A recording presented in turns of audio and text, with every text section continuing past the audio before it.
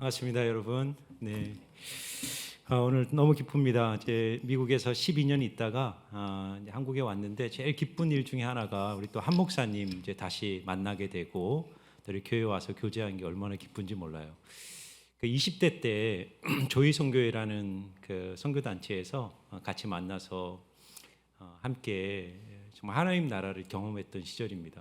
아침마다 같이 모여서 묵상하고 또 점심에 또 1시간씩 중보 기도하고 또 저녁에 모여서 또 기도하고 전도하고 만날 때마다 하나님에 대해서 나눴던, 어떻게 보면 그때 우리 신앙의 어떤 전부가 세워지는 시간들이었던 것 같아요. 그래서 제가 사실은 이렇게 다른 교회에 이렇게 설교 오라 그러면 좀 부담을 많이 느낍니다. 이게 설교가 아직도 부담돼요. 그래서 이제 몇 번 거절하다가 한 목사님, 우리 교회는 그냥 조이 선교와 같다, 분위기가 딱 조이다, 그 말 듣고 딱 마음이 열려서 그냥 목사님이 서 있기만 하면 은혜 받는다 그러시더라고요, 성도님들이. 근데 그게 거짓말이 아니라 일부 때 딱 보니까요, 성도님들이 정말 은혜 충만하시고 말씀을 나누면서 제 안에도 참 기쁨이 있었습니다. 저도 또 아내도 그리고 또 우리 한 목사님 또 우리 사모님, 한 목사님 사모님, 우리 다 같이 조이회였습니다. 조이회에서 커플들이었습니다. 서로 양육하면서 눈이 맞아가지고 또 결혼도 하고 공동체에서 만나는 거 참 귀한 일입니다. 그래서 우리 교회도 청년이 많을 것 같은데요, 교회에서 이렇게 또 좋은 만남들이 많이 있고 좀 아름다운 하나님 나라를 이루는 우리 바이샘 교회 되기를 축원합니다.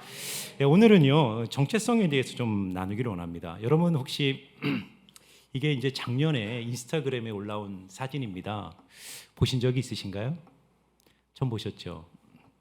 옆에 이제 영어로 써 있는, 영국의 한 남자가 계정을 만들고 이 달걀 하나를 딱 올려놓고 옆에 이제 이런 글을 올렸습니다. 여러분, 우리 좋아요 세계 신기록을 함께 깨봅시다.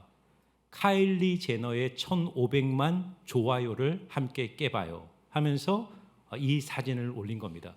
카일리 제너는 누군지 아시나요? 미국의 유명한 여성 사업가입니다. 팔로워가 1억 명이 넘습니다. 1억 3천만 얼마입니다. 그래서 이분이 1년에 광고 수입만으로도 수십억을 번 정말 갑부 중에 갑부죠. 근데 이분이 자기 딸하고 찍은 사진이 좋아요 신기록이었어요. 1,500만. 그런데 이제 이 남자가 이 사진을 올려서 이 카일리 제너의 좋아요 신기록을 깨자는 겁니다. 그러니까 어떻게 됐을까요? 3일 만에 3천만 명, 10일 만에 5천만 명, 10일 만에 신기록을 깬 겁니다. 그리고 얼마 후에 이 남자는 이 계정을 폭파시켰어요. 여러분, 이 남자가 이 사진을 올린 이유가 뭘까요? 그리고 왜 현대인들은 이 계란 사진에 이렇게 폭발적으로 반응할까요? 여러분, 요즘 셀럽 문화라는 것이 있습니다. 셀럽이라는 게 뭐냐? 유명인들이 자신의 SNS를 통해서 화려하고 물질적 삶들을 사진으로 올리면서 현대인들의 어떤 그 생각과 의식들을 지배하지 않습니까? 나도 저렇게 살고 싶다. 근데 이 남자는 이 계란 사진을 통해서 뭘 말하고 싶냐면, 물질적 가치 위에 세워진 삶이란 것은 이렇게 쉽게 깨질 수 있다, 허무한 것이다라는 것을 말하고 싶었던 건 아닐까, 그런 생각이 들었습니다. 오늘 여러분들과 나누고 싶은 말씀이 베드로 전서입니다. 베드로 전서의 주제는 고난 속에 있는 그리스도인들이 어떻게 살아야 하는가. 이 베드로 전서의 시대를 살아가는 그리스도인들은 네로의 극심한 박해 속에 살던 그리스도인이었어요. 동시에 박해만 있었던 것이 아니라 역사상 가장 화려했던 물질적 문명을 피웠던 로마의 한가운데 살던 그리스도인들이에요. 그들은 두 가지 압박이 있었을 거예요. 하나는 정치적 압박, 또 하나는 물질과 눈에 보이는 가치가 전부라고 믿는 그 시대의 문화적 유혹. 그 음부의 권세 속에서 그리스도인들이 어떻게 세상을 이겨야 하는가를 말하고 있는 책이 베드로전서예요. 그래서 베드로는 베드로전서 1장 1절과 2절에서 성도가 어떻게 세상을 이기느냐, 그것은 바로 정체성의 문제라는 거예요.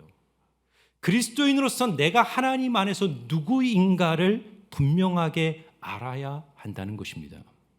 오늘 여러분들과 함께 그리스도인의 정체성 3가지를 함께 나누기를 원합니다. 첫 번째는요, 우리는 나그네라는 겁니다. 나그네.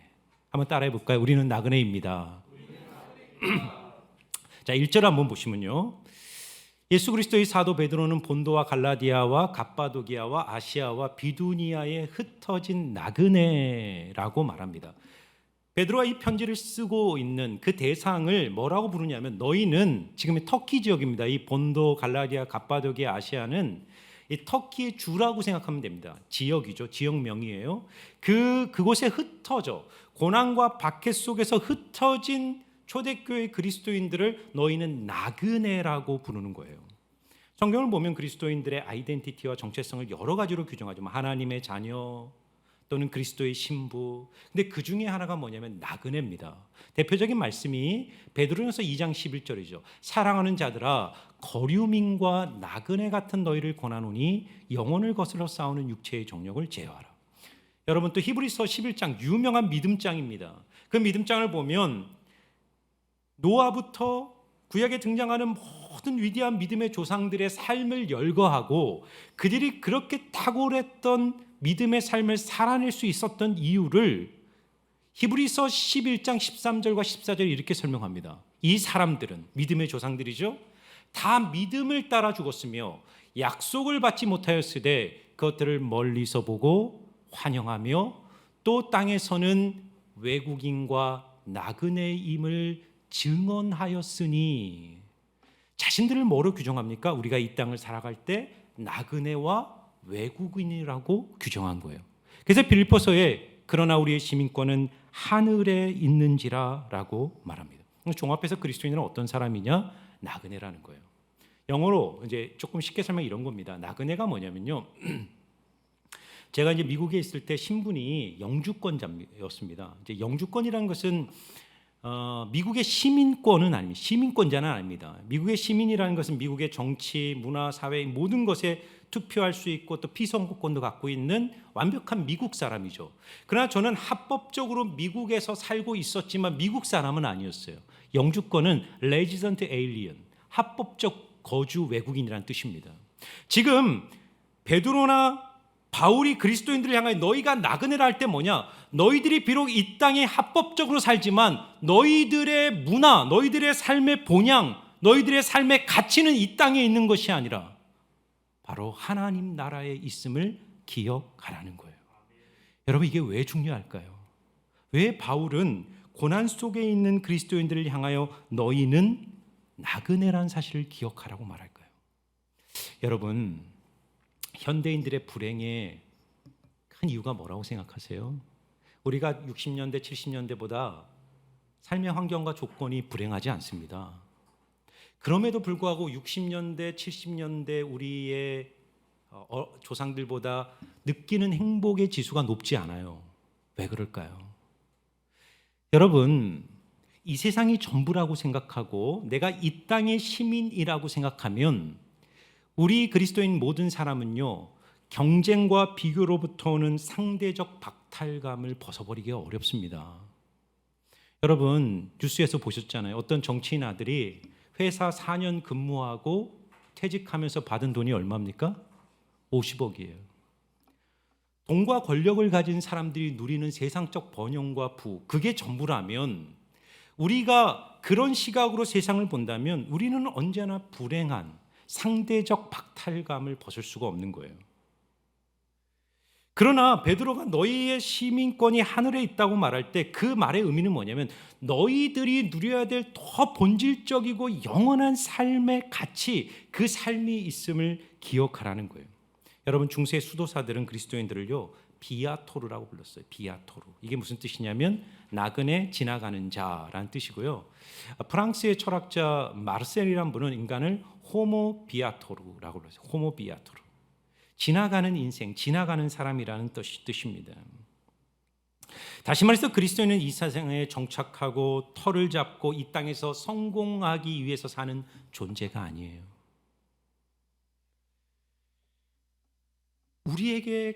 우리가 가고 지향해야 될 더 궁극적 하나님의 나라가 우리 앞에 있다는 것입니다.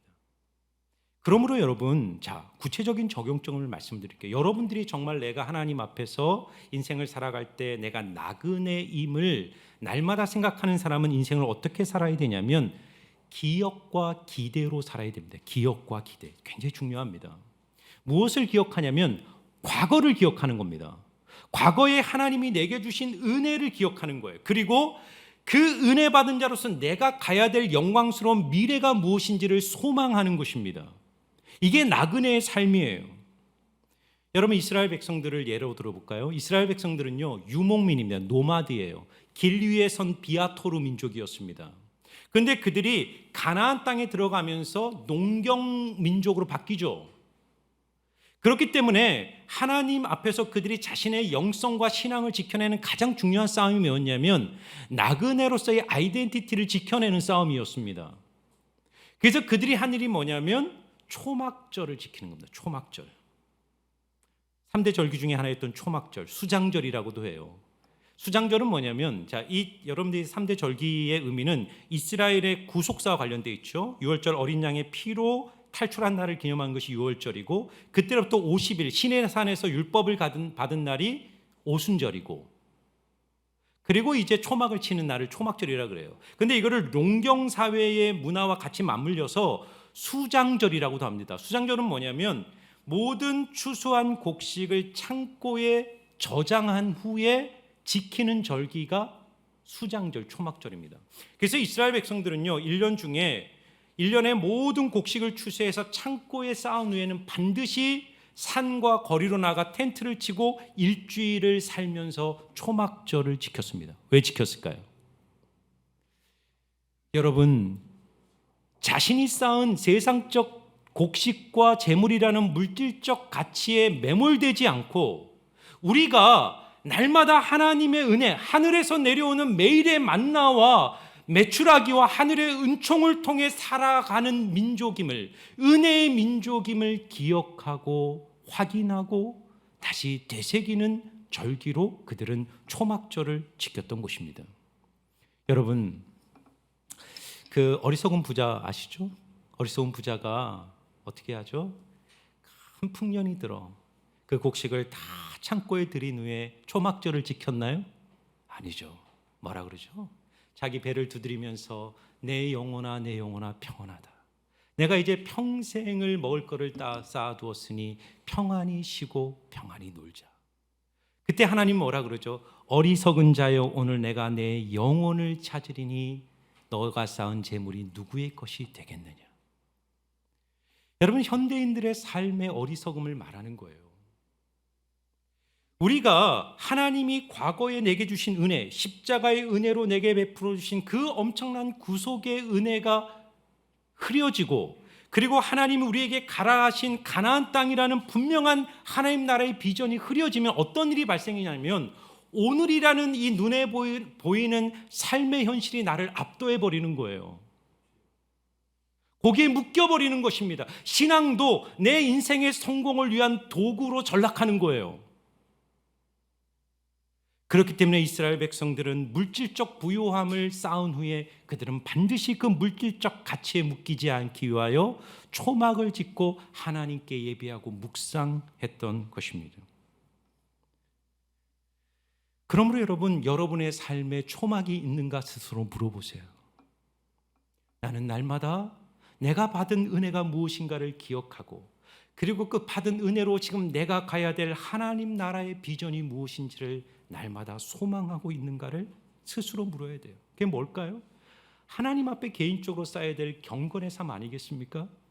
날마다 말씀을 열고 기도 가운데 하나님이 내게 주시는 은혜를 마음속에 되새기고, 주님이 나를 어떠한 삶으로 부르셨는가를 날마다 확인할 때 여러분은 이 광야 같은 인생길에서 길을 잃지 않고 하나님이 가라 하신 그 믿음의 정도를 걸어갈 수 있는 거예요. 오징어 게임 보셨나요? 보셨죠?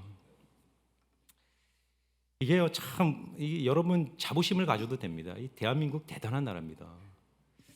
우리나라가요, 문화적으로 항상 유럽 또는 일본, 미국을 따라가다가 지금은요, 뭐 문학, 철학, 대중문화, 음악, 스포츠 모든 영역에서 세상을 선도하는 국가가 되었어요. 오징어 게임 전 세계를 휩쓸지 않았습니까? 근데 이 오징어 게임을 잘 보면요, 거기에는 굉장히 중요한 화두가 있어요. 여러분, 사람 목숨 하나에 1억 원이 걸린 게임에 456명이 참여합니다. 그러면서 그 드라마가 계속 보여주는 그 장면이 뭐냐면 공중에 이렇게 하얀 바구니에 황금빛 5만 원 그 다발들이 가득 담겨 있는 그것을 클로즈업 하죠. 근데 이 드라마가 현대인들에게 참 이 작품성을 인정받는 이유는 뭐냐면 기존의 모든 영화적 문법을 깨는 부분이 있어요. 뭐냐면 이 영화는 사람들이 동의하지 않으면 언제든지 그 게임을 중단하고 나갈 수 있습니다. 그래서 첫 번째 게임에서 절반의 사람들이 이 게임에서 죽죠. 비참하게 죽습니다. 사람들이 공포에 질려서 모든 사람이 동의를 하고 게임 중단에 동의하고 현실로 돌아가요. 근데 재미있는 것은요, 얼마 후에 현실로 돌아간 사람들이 한 명도 예외 없이 그 죽음의 게임 속으로 돌아옵니다. 왜 그럴까요? 무엇을 기억했을까요? 그들이 기억한 게 뭡니까? 물질이죠, 물질. 그 하얀 바구니에 담긴 그 황금빛 돈에 대한 유혹을 떨쳐버리지 못하는 거예요. 차라리 내가 이 지옥 같은 현실을 살 바엔 내 목숨을 걸더라도 저 돈을 취해서 영광스러운 미래를 열어가겠다라는 꿈으로 그 자리에 나오는 것입니다. 과장된 상징이지만 현대인들의 어리석은 삶을, 이 물질 문명의 자본주의적인 삶을 이 영화는 꼬집고 있는 거예요. 여러분, 우리는 무엇을 기억하고 있습니까? 그리고 무엇을 소망하고 있어요? 우리가 정말 하나님 나라의 백성이라면 이 세상이 절대적 가치라고 추앙하는 그 절대성을 상대화시키고 정말 하나님이 주시는 나라와 꿈을 붙들고 믿음으로 걸어가셔야 돼요. 그래서 여러분, 오늘 베드로는 두 번째 아이덴티티를 말합니다. 우리는 나그네이지만 그냥 나그네가 아니라 어떤 나그네냐면 사명자로 부름받은 나그네라는 거예요. 그래서 여러분, 자, 2절을 보세요. 1절을 다시 보시면 이렇게 말합니다. 예수 그리스도의 사도 베드로는 본도와 갈라디아와 갑바도기아와 아시아와 비두니아에 흩어진 나그네라고 말합니다. 흩어진 나그네라는 거예요. 그러니까 너희는 나그네인데 그냥 나그네가 아니라 흩어진 나그네라는 겁니다. 여러분, 흩어졌다는 말이 헬라어 성경을 보면 디아스포라라는 단어를 쓰고 있어요. 디아스포라. 여러분, 디아스포라라는 단어는 어떤 의미가 있냐면 이스라엘의 역사 속에서 만들어진 단어인데요. 유대인들이 BC 722년에 북왕국 이스라엘이 아수르에 의해서 멸망을 당합니다. 나라가 무너져요. 586년에 바벨론 제국에 의해서 남왕국 유다가 멸망당합니다. 나라가 없으니까 이스라엘 민족이 어떻게 되냐면 그 당시 페르시아 제국, 바벨론 제국, 로마 제국, 헬라 제국에 흩어져 버려요. 이 흩어진, 하나님이 약속하신 가나안 땅에서 쫓겨나와 이 심판받아 열방에 흩어진 유대인들을 디아스포라라고 불렀던 겁니다. 오늘도 세상에 흩어진 이민자들을 디아스포라 이민자라고 부르는 겁니다. 고유명사가 이제 된 거죠. 그렇기 때문에 유대인들에게 이 흩어졌다라는 단어, 디아스포라라는 단어는 고통과 저주의 단어였어요. 왜 그랬을까요? 여러분, 유대인들의 자신들의 민족성을 자랑하는 아이덴티티는 세 가지에 의해서 형성됐어요. 첫 번째는 혈통적 구별성입니다. 우리는 할례를 받았다. 우리는 태어날 때부터 아브라함의 자손으로 할례받은 민족적 구별성. 두 번째는요, 종교적 구별성. 우리는 율법과 성전이 있다. 근데 더 중요한 정체성이 뭐냐면요, 지리적 구별성이었어요. 우리는 하나님이 약속하신 팔레스타인 땅에 살고 있는 하나님의 약속의 사람들이다. 지리적 구별성에 의해서 그들은 자신의 민족적 자부심을 갖고 있었어요. 그런데 하나님께서 그들을 심판하셔서 열방으로 흩으셨을 때 유대인들은 이 디아스포라라는 말을 고통과 저주의 단어로 받아들였던 거예요. 그런데 오늘 베드로가요, 그 고통과 저주의 단어를 그리스도인들에게 쓰는 거예요. 너희들은 흩어진 나그네라는 거예요. 디아스포라 나그네라는 거예요. 왜 이 말을 할까요? 여러분, 이 디아스포라라는 단어는요, 디아, 통하여, 스포라가 씨입니다. 씨. 그래서 디아스포라는 원래 무슨 의미냐면 씨를 뿌리다는 뜻이에요. 파종하다라는 뜻입니다. 여러분, 베드로는 지금 고난과 핍박 속에서 여기저기 밀려다니는 그리스도인들을 향하여 말하고 싶은 것이 있는 거예요. 너희들은 환경과 상황의 희생자들이 아니라는 거예요. 너희들은 세상의 압력에 의해서 어쩔 수 없이 밀려다니는 인생들이 아니라는 거예요. 너희들 안에 하나님의 복음의 씨를 심으셔서 하나님께서 너희가 있는 지금 이 땅에 너희를 뿌리셔서 그 땅에서 하나님 나라를 확장하는 복음의 사명자로 너희를 파송했음을 기억하라는 것입니다. 사랑하는 여러분, 지금 여러분이 처한 장소와 환경이 어떠합니까? 여러분, 우리가 때로 인생을 살다 보면 내가 떠나고 싶지 않은 자리가 있어요. 지키고 싶은 자리가 있어요. 내가 가고 싶은 땅이 있어요. 어떤 직업, 어떤 가정, 어떤 자리, 어떤 위치가 내 인생의 행복을 결정할 거라고 생각합니다. 그래서 많은 사람들은 환경과 장소와 자리가 내 인생을 결정한다고 생각해요. 세상적 시각입니다. 그런 유대인들의 마인드였어요. 유대인들에게 있어서 민족의 회복, 내 인생의 회복은 빨리 이 포로의 삶, 흩어진 삶을 끝내고 팔레스타인으로 돌아가는 것이 유대인들에게는 꿈이고 소망이었어요. 그러나 베드로는 그게 아니라는 겁니다. 아니라는 거예요. 너희들이 하나님이 너희를 어떠한 장소, 어떠한 환경에 보내시든지 너희들이 그 안에서 복음적 사명을 가지고 주님을 섬기고 있는가로 너희들의 인생의 행복과 성공은 결정된다는 거예요. 그러므로 여러분이 처한 자리는 어쩔 수 없이 여러분들이 밀려서 간 자리가 절대로 아니에요. 하나님이 여러분을 그 땅에 세우신 거예요.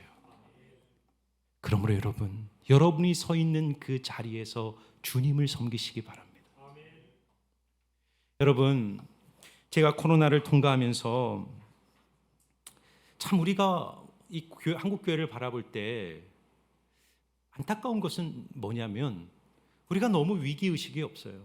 코로나가 빨리 끝나서 옛날처럼 막 수백 명, 수천 명, 수만 명이 한 자리에 모여서 하나님을 예배하는 그날이 오기를, 그것이 하나님께서 이 코로나를 통해서 우리에게 주시는 회복이라고 생각해요. 물론 그것도 중요합니다. 그러나 왜 하나님이 우리를 흩으실까를 생각하셔야 돼요. 왜 흩으실까요? 왜 하나님이 이 시대의 교회의 예배를 멈추고 성도들을 삶의 자리로 흩어버릴까요? 여러분, 교회는요 분명히 모이는 일에 힘써야 돼요. 에클레시아입니다. 에클레시아는 밖으로 부르다는 뜻이에요. 교회란 근본적으로 세상으로부터 부름받아 함께 모여 하나님을 예배하고 사귀는 공동체입니다. 그러나 동시에 교회는 에클레시아면서 디아스포라입니다. 모였다면 흩어져야 돼요. 그런데 그날 한국교회는 모이기만 힘썼어요. 여러분, 우리가 회복해야 될 것은요 모임의 회복이 아니라 사명의 회복인 줄 믿습니다. 내가 있는 삶의 자리에서 내가 어떻게 하나님을 섬길까를 고민하셔야 돼요. 큰 게 아닙니다, 여러분. 하나님, 우리 있는 삶의 자리에서 내 이웃과 진실한 관계를 맺고 여러분의 진실한 섬김과 나눔과 사랑으로 그리스도의 빛을 이웃과 나누기를 원하시는 거예요.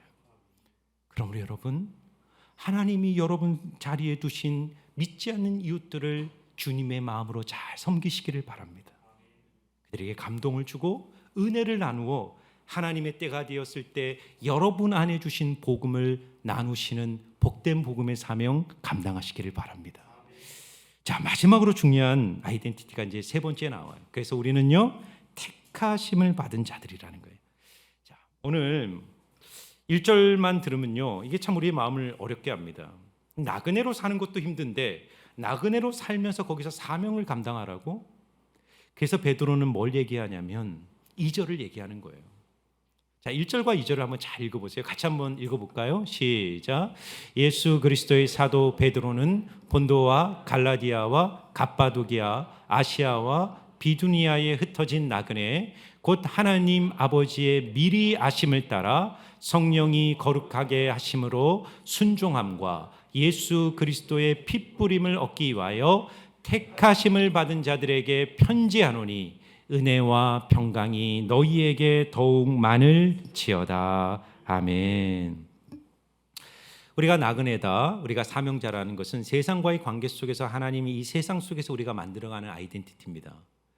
그런데 베드로는 1절에서 우리가 세상 속에서 우리가 만들어야 될 아이덴티티를 설명한 후에 이 보여지는 아이덴티티의 뿌리, 보이지 않는 그 이면 속에 성도가 정말로 붙들어야 될 세 번째 아이덴티티를 말해요. 그게 뭐냐? 너희는 하나님께 택함을 받은 자들이라는 거예요. 여러분 믿으십니까? 아멘. 하나님이 여러분을 택하신 걸 믿으십니까? 아멘. 놀라운 거예요, 여러분. 정말 놀라운 겁니다. 여러분, 하나님이 나를 선택했다는 것이 무슨 의미일까요? 여러분, 세상은요 나그네를 주목하지 않죠, 그렇죠? 여러분, 이 한국 사회에서 가장 소외되고 잊혀진 존재가 이주 노동자들입니다. 누구도 주목하지 않아요. 잊혀진 사람들이에요. 그리스도인은 세상 속에서 세상으로부터 잊혀진 존재예요. 보잘것없는 존재입니다. 세상이 우리를 몰라요. 그런데 누가 아신다고요? 하나님이 아심받은 존재라는 거예요. 하나님이 여러분과 저를 아시는 거예요. 여러분, 이거 어떤 의미일까요? 하나님께서 우리를 미리 아셨다라는 것은요, 이게 신학적으로 여러분 좀 정립하시면 좋겠습니다. 이게 왜냐하면 좀 교리적으로 설명하면 복잡할 수 있으니까 뭐 알미니안, 칼빈주의 뭐 이렇게 가면 복잡하니까 이렇게 설명해 볼게요.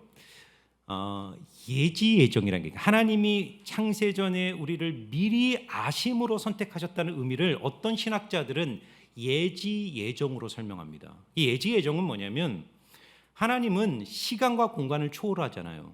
그러니까 창세전에 여러분과 저를 선택할 때 시간 공간을 초월하니까 여러분들이 태어나서 살아가는 삶 전체를 주님이 미리 아신 겁니다. 그래서 여러분들이 회개할지, 예수님을 믿을지 안 믿을지, 믿은 후에 진실하고 신실하게 믿음을 지키며 살지 안 살지를 다 보신 후에 됐다, 얘는 자격이 있다, 예지, 미리 아시고 내 자녀라 라고 선택하셨다. 이게 예지 예정입니다. 그럴듯하죠? 그런데 예정 예지라는 말은 반대의 개념이에요. 하나님이 여러분과 저의 어떤 삶의 조건과 자격을 미리 보시고 우리를 선택한 게 아니라 무조건적으로 어떤 일단의 사람들을 아신 거예요. 이게 좀 일부 때 설명했는데 설명이 충분하지 않아서 어떻게 설명할 수 있을까 가만히 생각해 봤는데요. 이렇게 설명하면 될 것 같아요. 저는 이 세상에 수십억의 여자들이 있지만 나는 제 아내만 압니다. 나는 당신만 알 뿐이야. 이게 무슨 말입니까? 나는 당신만 알아. 다른 사람들은 몰라. 당신만 알아. 이거는 너의 조건과 자격과 공로와 이런 거 아무 상관없이 나는 너만 사랑하기로 결정한 거야. 하나님이 그렇게 우리를 선택하셨다는 거예요. 수많은 사람들 중에 하나님이 나를 아시고 나를 향한 계획을 세우시고 그 목적을 마침내 신실하게 이루어 가시기를 결정하셨다는 뜻이라는 것입니다. 여러분, 그러므로 하나님의 미리하심이란 사람들이 스스로의 공로로 무엇인가를 하기 이전에 하나님이 먼저 주도권을 쥐시고 사랑하시며 우리를 향한 그분의 목적과 계획을 이루기로 결정하셨다는 뜻입니다. 여러분, 구약을 보면 하나님이 모든 민족 중에 나는 이스라엘 민족만 알았나니 이렇게 말하죠. 나는 오직 너희만 알았다 그럽니다. 그게 무슨 말이에요? 너희들이 수요가 많고 훌륭한 민족이기 때문에 세상 속에서 너희를 선택한 게 아니라 너희들이 가장 작고 미약한 존재지만 너희들을 내가 사랑하기로 결정했다는 거예요. 결국 하나님께서 여러분과 저를 미리 아셨고 그 미리 하심에 근거하여 우리를 선택했다는 것은 하나님이 여러분과 저를 사랑하기로 결정하셨고 그분의 계획을 성취하시겠다는, 그래서 여러분 정말 제가 제일 좋아하는 성경 구절이 로마서 8장 28절에 30절입니다. 너무너무 귀한 말씀이죠. 여러분도 아실 거예요. 우리가 알거니와 하나님을 사랑하는 자 곧 그 뜻대로 부르심을 입은 자들에게는 모든 것이 협력하여 선을 이루느니라. 여러분, 여러분을 향한 하나님의 목적은 뭐라고요? 여러분의 인생을 선으로 만들어가는 거예요.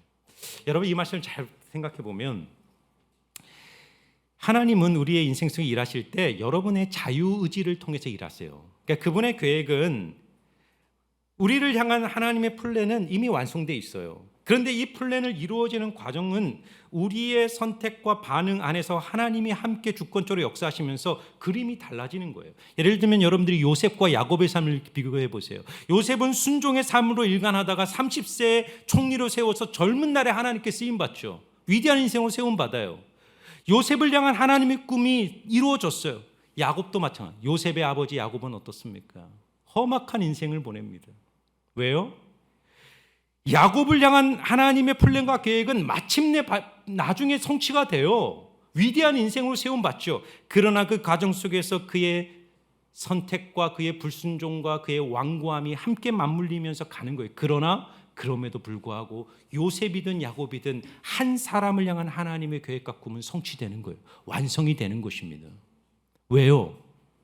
그것이 하나님이 창세전에 여러분과 저를 미리 아셨기 때문이에요. 그래서 29절과 30절을 보면 시제가 중요한데요. 이 구원의 서정이라 그럽니다. 한 사람이 하나님께 선택을 받아 마지막 날 재림하실 때 영화롭게 되는 과거와 현재와 미래의 모든 과정 속에서 모든 행동의 주체가 하나님이신데 이 시제가 보면요. 자 보세요. 29절을 보면 하나님이 미리 아신 자들을 또한 그 아들의 형상을 본받게 하기 위하여 미리 정하셨다. 과거형이죠. 이는 그로 많은 형제 중에서 맏아들이 되게 하려 하심이라. 또 미리 정하신 그들을 또한 부르시고, 이것도 과거형입니다. 부르신 그들을 또한 의롭다 하시고, 이것도 과거형이에요. 그리고 나서 성화의 과정을 빼버립니다. 왜 뺄까요? 의로운 후에는 거룩하게 하는 성화의 과정이 있을 수밖에 없어요. 그러나 이것은 필연적인 결론이니까 빼버린 거예요. 그리고 주님이 재림할 때 이루어질 영광스러운 그 사건을 언급하는데 시제가 뭐가 되어야지 정상입니까? 주님이 재림하실 때 하나님이 너희를 영화롭게 하실 것이다 라고 말해야 돼요. 그런데 어떻게 표현하고 있어요? 영화롭게 하셨느니라. 완료형입니다. 바울은 의도적으로 이렇게 쓴 거예요. 왜요? 하나님이 여러분들을 사랑하기로 결정하셨고 여러분을 향한 목적과 계획을 마침내 그분의 계획과 은혜 속에서 완성하실 것이 분명하기 때문에 영화롭게 하셨다라고 선포하는 거예요. 저는요 마가복음 이 말씀을 보면서 참 은혜가 됐어요. 예수님이 마가의 다락방에서 죽기 전날 제자들에게 말하죠. 난 내일 로마 군인들에게 넘겨져서 십자가에 죽는다 할 때 제자들이 하나같이 이구동성으로 뭐라 그럽니까? 주님 그럴 수 없습니다. 우리가 주님과 함께 죽겠습니다. 주님과 함께 십자가를 지고 주님과 따르겠습니다. 근데 예수님이 뭐라 그래요? 제자들에게 말하죠. 너희가 다 나를 버릴 것이다. 주님이 다 보는 거예요. 베드로가 다구기 전에 3번 나를 부인할 걸 다 아시는 거예요. 주님은 다 봐요. 우리가 우리 인생을 살면서 어느 지점에서 실패하고 넘어지고 주님을 부정하고 영적 침체에 빠지고 죄를 짓고 쓰러질지 다 알아요. 그런데 그 다음 말이 더 중요해요. 뭐라 그럽니까? 그러나 내가 살아난 후에 너희보다 먼저 갈릴리로 가리라. 주님은 우리가 어느 지점에서 실패했는지를 끄집어서 책망하고 비난하는 것이 아니라 그 실패하는 지점보다 더 멀리 가셔서 우리를 기다리시면서 우리를 어떻게 회복시키실지를 우리에게 말씀하고 계시는 거예요. 여러분, 이 세상을 살아갈 때 나그네로 사는 것, 사명자로 사는 것 절대로 쉽지 않습니다. 나그네로 살아가는 여러분들이 겪고 있는 인생의 고통과 아픔과 실패와 좌절을 주님이 다 알고 계세요. 여러분들이 어디 지점에서 넘어질지도 다 알고 계세요. 순간순간 밀려드는 의심과 신앙적 회의도 주님이 다 알고 계세요. 하지만 하나님은요, 한치의 오차도 실수함 없이 여러분을 향한 그분의 목적과 계획을 반드시 이루어 내실 거예요. 그러므로 여러분 절대로 낙심하지 마세요. 포기하지 마세요. 쓰러질 때 오늘도 여러분의 인생 속에서 일하시는 하나님의 은혜를 붙들고 다시 시작하시기를 바랍니다. 여러분 말씀을 마치려고 하는데요. 이 말씀을 좀 나누고 다니엘 얘기를 나누고 마칠게요. 여러분 포로와 프로는 단어 하나 차이예요. 그런데 포로는 무엇인가에 묶여있는 결박된 인생이고 프로는요 어떤 경지를 뛰어넘기 때문에 자유한 사람입니다. 그렇죠? 다니엘을 보세요. 다니엘은 바벨론 땅에 포로가 되어 끌려갔어요. 그는 포로가 됐어요. 그런데 다니엘은 자신이라는 현실에 묶이는 포로가 아니라 프로로 살아갑니다. 그는 나라가 망하고 이방 땅에 죄수가 되어 끌려온 자신의 비참한 현실에 묶이지 않아요. 더 놀라운 것은 그가 나중에 바벨론과 페르시아 제국의 최고 권력자가 되었을 때 세상의 부와 권력에도 묶이지 않아요. 왜 그럴까요? 그는 현실을 보는 사람이 아니었어요. 그는 이스라엘 민족과 자기를 향한 하나님의 영원한 계획이 지금도 이루어지고 있음을 흔들림 없이 견고하게 붙들었던 거예요. 그래서 그는요, 날마다 하나님 앞에 초막을 짓고 하루에 3번 예루살렘을 향하여 기도하며 예배하면서 이 시대에 나를 부르신 하나님의 소명이 뭔지를 날마다 하나님 앞에 새기고 발견했던 거예요. 그렇기 때문에 다니엘서가 쓰여진 겁니다. 다니엘서를 보세요. 역사를 관통하는 하나님의 섭리와 하나님의 운행하심이 다니엘서처럼 선명하게 나온 책이 없습니다. 왜 하나님이 다니엘에게 그것을 보여줬을까요? 페르시아 제국, 바벨론 제국이라는 가장 세속적 사회 한가운데서 세상의 현실에 매몰당하지 않고 날마다 하나님 앞에 초막을 짓고 하나님을 예배하며 하나님이 주신 본향과 하나님 나라의 실제를 붙들고 살았기 때문에 하나님은 다니엘에게 하나님의 비전과 꿈을 날마다 보여준 것입니다. 사랑하는 여러분, 오늘 여러분의 인생 속에 하나님은 지금도 일하고 계세요. 여러분들이 눈에 보고 있는 현실이 어떠하든지 그것이 중요한 것이 아니라 여러분들이 말씀을 열고 기도의 장막에 들어가 하나님을 예배하고 찬양할 때마다 오늘도 여러분의 인생 배우 위에서 세밀하게 일하시는 하나님의 손길을 발견하게 될 것입니다. 매일매일 예배하고 매일매일 하나님을 찬양함으로 오늘 3가지 정체성, 내가 나그네이며 사명자이며 그리고 하나님께 택함 받은 인생이라는 이 선명한 정체성으로 오늘을 살아내시는 여러분들 되시기를 주의 이름으로 축원합니다.